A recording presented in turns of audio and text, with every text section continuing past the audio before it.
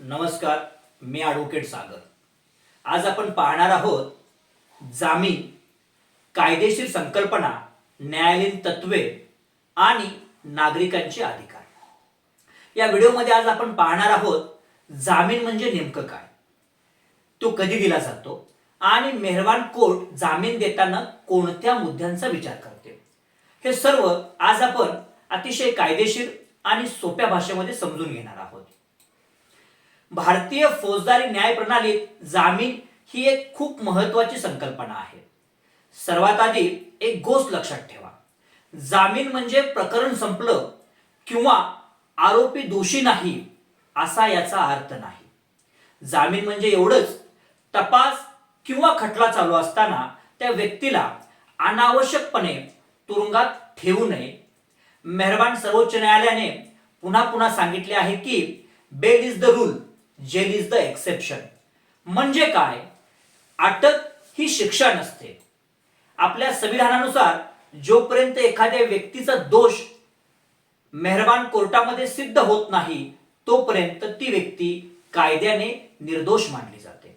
म्हणूनच फक्त आरोप झाला म्हणून एखाद्या व्यक्तीला लगेच कारागृहात टाकणं हा कायद्याचा उद्देश नाही.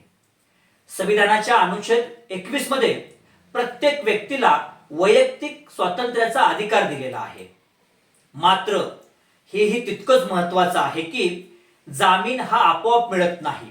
जामीन द्यायचा की नाही हे ठरवताना मेहरबान कोर्ट काही महत्वाचे मुद्दे पाहतं आणि ते मुद्दे म्हणजे गुन्हा किती गंभीर आहे, तपासावर त्याचा काय परिणाम होईल, आरोपी पळून जाण्याची शक्यता आहे का, पुरावे किंवा साक्षीदारावर आरोपी दबाव आणू शकतो का, आणि हे सर्व जर मुद्दे अनुकूल असतील तर जामीन देण्याचा विचार मेहरबान कोर्ट करते.